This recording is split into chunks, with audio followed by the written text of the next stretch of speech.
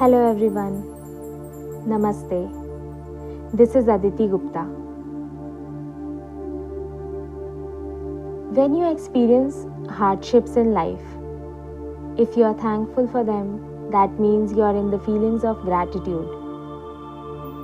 And when you do that, you will notice how these hardships are for your own good, what they want to teach you, what lesson they are bringing, and what positive changes they are bringing in your life. Thank you.